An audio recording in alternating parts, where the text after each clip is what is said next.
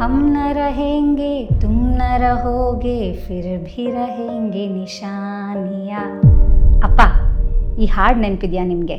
ನಿಮ್ಮ ಆ ಏಕಾಂತದಲ್ಲಿರ್ತಾ ಇರೋ ಸಂಜೆಗಳಲ್ಲಿ ನನ್ನ ಒಂದೊಂದ್ಸಲ ಕೂಡಿಸ್ಕೊಂಡು ಈ ಹಾಡು ಕೇಳಿಸ್ತಾ ಹೇಳಿದ್ರಿ, ನಾಳೆ ನಾನಿರದೇ ಇರ್ಬೋದು ಮಗಳೇ, ನೀನೂ ಒಂದಿನ ಇರೋದಿಲ್ಲ, ಆದರೆ ಜಗತ್ತು ನಮ್ಮನ್ನು ನೆನ್ಪಿಟ್ಕೋಬೇಕು, ಹಾಗೇನಾದರೂ ಒಂದು ಕೆಲಸ ಮಾಡಬೇಕು. ಜೀವನ ಕೇವಲ ನಡೆಸಬೇಡ, ನಿನ್ನ ಹೆಜ್ಜೆ ಗುರುತು ಅಲ್ಲಿ ಮೂಡಿಸುತ್ತಾ ಹೋಗು ಅಂದಿದ್ರಿ. ಇವತ್ತು ನನ್ನೊಂದಿಗೆ ಫಿಸಿಕಲಿ ನೀವಿಲ್ಲ ಅಪ್ಪ, ಆದರೆ ನೀವು ಆಡಿದ ಪ್ರತಿ ಮಾತು, ಹೇಳಿದ ಪ್ರತಿ ಕಥೆ, ತಿಳಿಸದೇ ತಿಳಿದ ಪಾಠ ನನ್ನನ್ನು ಕೈ ಹಿಡಿದು ನಡೆಸ್ತಿದೆ. ಹೇ ಅಪ್ಪ, ನಾವಿಬ್ರು ಎಷ್ಟು ಸಿಮಿಲರ್ ಅಲ್ವಾ? ಇಬ್ರು ಹುಟ್ಟುಹಬ್ಬ 15ನೇ ತಾರೀಕು, ನೀವು ಮಾರ್ಚ್ 15, ನಾನು ಡಿಸೆಂಬರ್ 15. ಸನ್ ಸೈನ್ ಪ್ರಕಾರ ನಿಮ್ಮದು ಮೀನರಾಶಿ, ಮೂನ್ ಸೈನ್ ಪ್ರಕಾರ ನಾನು ಮೀನರಾಶಿ. ಇಬ್ಬರೂ ಮೀನಿನ ಥರ ಯಾರ ಕೈಗೂ ಅಷ್ಟು ಸುಲಭವಾಗಿ ಸಿಗಲ್ಲ. ಇಬ್ಬರೂ ಅಕಾಡೆಮಿಕ್ಸಲ್ಲಿ ಫೇಲ್. ನೀವು 10th ಫೇಲ್, ನಾನು 2nd PUC ಫೇಲ್. ಆದರೆ ಜರ್ನಲಿಸಮಲ್ಲಿ ಡಿಸ್ಟಿಂಕ್ಷನ್, ಲೈಫ್ ಕೊಟ್ಟ ಎಕ್ಸಾಮಲ್ಲಿ ಫುಲ್ ಮಾರ್ಕ್ಸ್.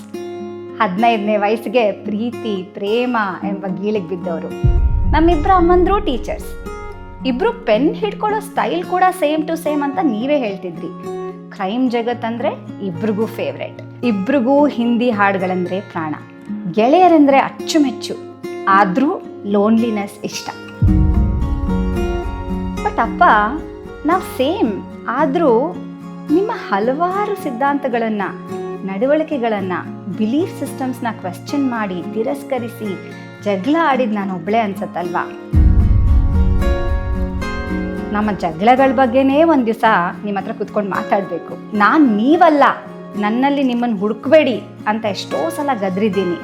ನಿಮ್ಮ ಲಕ್ಷೆಗೂಡಲ್ಲಿರಲು ಒಪ್ಪದೆ ಬೇರೊಂದು ಗೂಡು ಕಟ್ತೀನಿ ಅಂತ ಹಠ ಮಾಡಿ, ಆಲದ ಮರದ ಅಡಿಯಲ್ಲಿ ಇರಬಾರ್ದು ನಾನು ಅಂತ ಪಕ್ಕದಲ್ಲೇ ಒಂದು ಸಸಿ ನೆಟ್ಟು ಅದನ್ನು ಆರೈಕೆ ಮಾಡಿ ಗಿಡವಾಗಿ ಮರವಾಗಿ ಕಾಯ್ತಾ ಇದ್ದೀನಿ.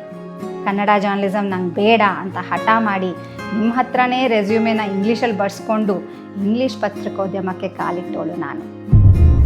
ಜೀವನದಲ್ಲಿ ಪ್ರಯಾರಿಟೀಸ್ ಕ್ಲಿಯರ್ ಆಗಿರಬೇಕು ಎಂದು ಕಲಿಸಿಕೊಟ್ಟ ಕೆಲವೊಮ್ಮೆ ಅದನ್ನೇ ನೀವೇ ಮರ್ತೋಗ್ತಿದ್ದಾಗ ನಿಮ್ಮ ಮುಂದೆ ನಿಂತು, ಅಪ್ಪ, these are my priorities, I am very very clear on this ಅಂತ ಧೈರ್ಯವಾಗಿ ಹೇಳಿದ್ದೀನಿ. We are same yet so different ಅಲ್ವಾ?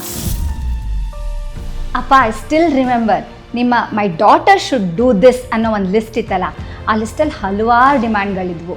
ಒಂದು, ಈ ರಾಜ್ಯದಲ್ಲಿರುವ ಪ್ರತಿಯೊಂದು ಜಿಲ್ಲೆಗೂ ಹೋಗಿ ಹಳ್ಳಿಗೂ ಭೇಟಿ ಕೊಟ್ಟು ಅವರ ಕಥೆಗಳನ್ನು ನಿನ್ನ ಜೋಳಿಗೆಗೆ ಹಾಕೊಂಡು ಬಾ ಅಂದಿದ್ರಿ. ದೇಶ ಸುತ್ತಕ್ಕೆ ಹೇಳಿದ್ರಿ. ಅಘೋರಿಗಳನ್ನ ಮತ್ತೆ ಭೇಟಿಯಾಗೋ ಅವ್ರ ಜೊತೆ ಟೈಮ್ ಸ್ಪೆಂಡ್ ಮಾಡಿ ಒಂದು ದೊಡ್ಡ ಪುಸ್ತಕನೇ ಬರಿ ಅಂತ ಹೇಳಿದ್ರಿ.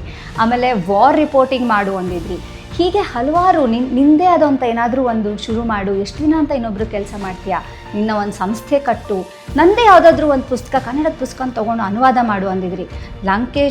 ಗೌರಿ ಲಂಕೇಶ್ ಅವ್ರದ್ದು ಹತ್ಯೆ ಆದಾಗ ನೀವು ಮಾಡಿದ ನೋಟ್ಸ್ ಇದೆಯಲ್ಲ, ಅದು ನನಗೆ ಕೊಟ್ಬಿಟ್ಟು ಅದನ್ನು ನೀನು ಬರೀ, ತುಂಬ ಚೆನ್ನಾಗಿರುತ್ತೆ, ನೀನು ಬರೀ, ನಾನು ಇಷ್ಟೆಲ್ಲ ನೋಟ್ಸ್ ಕೊಡ್ತಾ ಇದ್ದೀನಿ ಅಂತ ನೀವು ಕೊಟ್ಟಿದ್ರಿ. ಅದು ನನ್ನ ಹತ್ರ ಹಾಗೆ ಇಟ್ಕೊಂಡಿದ್ದೀನಿ.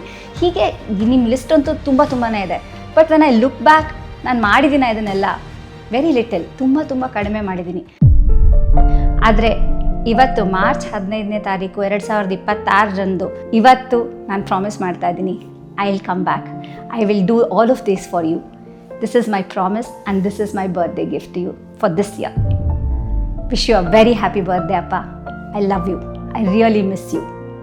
Signing off, Chetana ಬೆಳ್ಗೆ.